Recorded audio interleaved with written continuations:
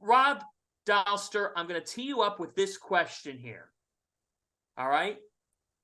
When you look at the Sweet 16, sir, the 16 teams we have left, the matchups that we have, you are most fascinated by what in this tournament at this point? The guard play. It's not a single matchup right now that I'm specifically circling outside of the one that's happening in the first game in Vegas, and there's obvious reasons why I have that one circled. But it's the fact that there's like, look at all of the great guard play that made it. And I got a stat for you. This was dug up by our own Greg Waddell. There were 14 combined college seasons for Luka Garza, Kofi Coburn, Zach Edey, and Trace Jackson Davis. This is the accolades that they got. 5 first-team All-American nominations, 2 National Player of the Year awards. They won 4 Big Ten regular season titles and tournament championships 7 times in those 14 years that those 5 gentlemen played college basketball. They were top 4 seeds. You know how many times they made it to a Sweet 16 combined? All of them combined. You know how many times? Can you guess? Once. Wow. One time, and it was Zach Edey last year when Zach Edey was on the same team as Trevion Williams and Jaden Ivey. It's a guards game, man. Guards win you games in the NCAA tournament. And if you look at who has made it this far, Tyson Walker, AJ Hogarth, Jaden Akins, pretty good guards, right? You look at Nick Smith, Anthony Black, Ricky Council, pretty good guards, right? You look at Isaiah Wong, Nigel Pack, Jordan Miller, Wooga Poplar, one of the best names, Laval. Guards win in March. You got Trey Burke. Like, you guys made a national championship game with Trey Burke. Like, you need guards. You need guards in March. No question about it. And, you know, it's always been that way. It's not changing, John. You have to have it. And you look at Andrew Nembhard went for 30. The Kalkbrenner, I love him. Andrew Nembhard went for 30 to get them to the Sweet 16. And he hadn't, you know, he raised his level. And you have that. And so that's, as you look at the Sweet 16 moving forward, you're saying, you know, Xavier, Texas, or Alan Kunkel was on fire. Sule Booms was Sule Boom, you know, the Texas guards. Now, I know Dylan Dessou went, I mean, he was off the charts good. And it relieved some pressure off the guards, you know, and Drew Timme, Gonzaga. So you're exactly right, Rob. Yeah, I'm just curious. Now you get to the point, like, you know, the raising your level, like Jaime Jaquez has done that before. Drew Timme, like guys that have to go up a notch.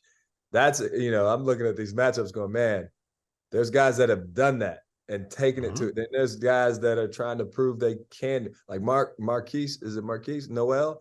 Oh man, like he took it up a notch, and it was like, unbelievable against Kentucky, unbelievable. Yeah, and so that's been the fun. That's always the fun part to watch in the tournament. Just who raises their level, and sometimes it's guys you expect, and sometimes it's guys you don't expect. Right. The 3 rapid fire things I would say about this tournament of the 16 teams left, and you guys can spring off of it in whichever way you'd like to here. Number 1, to your point, Kentucky played well. Like they had it clicking. They opened up an 8-point lead at one point on Kansas State. Sunday afternoon's game was one of the most fun watches of the tournament. That's a case where as well as Kentucky was playing, Kansas State had the best player on the floor, and he happened to be the point guard.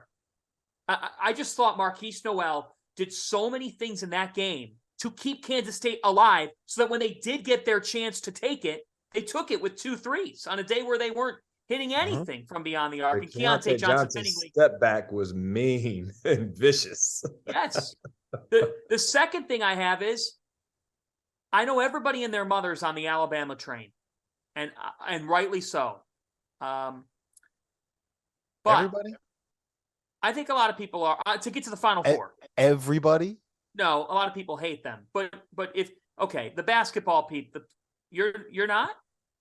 Who do you think I'm on? Come on, Rob. Look who you're talking to. No, dude, Rob. To get to the Final Four, Rob. Oh, okay. To get to the Final Four, guess what? I think Creighton has something to say about that. If they beat Princeton, Elite 8 game between Alabama and Creighton, you just said it, Laval. Ryan Nembhard's in control right now, and Ryan Kalkbrenner can cause problems.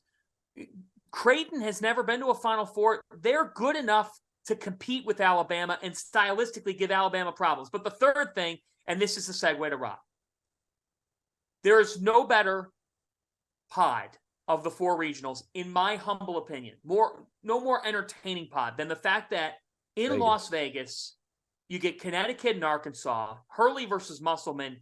The officials deserve 3 times the pay that they would normally get for a game. And secondly, Jaime Jaquez and Drew Timme on the floor together. UCLA Gonzaga, 17 years to the freaking day that UCLA came back on Adam Morrison, sent him into tears. Gus Johnson was going nuts. That they're going to meet in Las Vegas Thursday night. Rob, Vegas is the place to be. And will the Field of 68 be there?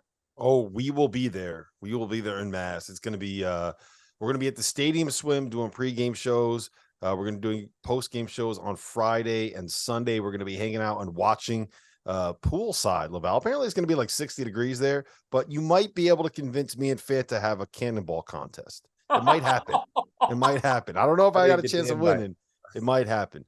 Let me ask you guys this. I'm going to flip it back to you because I got my pick for this. Who has the best pair of guards left in this tournament? Laval, who you got? You got to pick one. My goodness. The best pair of guards remaining. It's hard to not say Houston because they've done it. My goodness. And it's also hard not to say Miami, and they're going to play each other. If I was picking right now, it'd be those two teams. Fifth, who you got? Hack and Sasser and Shed. Like, I can't wait. That's going to be a great game. That's going to be a great game. Who you got, Fanta? Yeah. You know what? I'm going to ride with Tyson Walker and AJ Hoggard right now. You asked me for best set of guards. I just think that those guys. Throw Jaden Akins in there. Put some respect on Jaden Akins' name. And throw him in there as well. Right now, the way that they're in sync, Akins has come on. Tom Izzo identified him as that player that swings them in a different direction. They've got it cooking. Tyson Walker in late game situations right now makes the other team afraid. So I'm riding Michigan State with actually here's the thing. Miami's kind of a given. Because if Miami's backcourt plays to the level they're capable of, they beat Houston this week. And I'm calling for it. Miami shocks Houston in the NCAA tournament. Back-to-back Elite Eights for Jim Larinaga. Yeah, they got to get to the 80s. They got to get to the 80s if they're going to make that happen. Because if they try to play an ugly game, then they're not going to be able to beat Houston at an ugly game. They're going to have to be able to score. No. You know who I'm going with? Easier said than done. Marquise Noel. Yeah. New York City kid. A little bit of an undersized guard. Absolute bucket getter. You can do nothing to stay in front of him. A 3 seed that kind of came out of nowhere. Who does that remind you of? You guys remember? Kemba Walker, 12 years ago. Kemba's probably got about 3 inches on Marquise Noel, but they're both New York City kids. They both kind of play the same way. They both got a little bit of that same swagger. I'm getting some real Kemba Walker vibes from Marquise Noel. Today's episode is brought to you by Underdog Fantasy, the easiest place to play college basketball pick'em, where you can get a little extra sweat during March Madness and win real cash prizes simply by picking player stats in this weekend's games. In pick'em, all you do is predict whether a player will go higher or lower on Underdog's projected totals, whether that's points, rebounds, whatever. For example, if you're like me and you think Zach Edey is going to go nuts in this tournament, pick higher on his points projection, add up to 4 more picks, and if you hit them all, you can win 20 times your money on a single game. Underdog's slick mobile app is easy enough that dummies like Jeff Goodman have even figured it out. So go to UnderdogFantasy.com or download the app and use the code FIELD, FIELD, and Underdog will match your deposit up to $100. Now is the time to get in on the madness. So remember, UnderdogFantasy.com, promo code FIELD.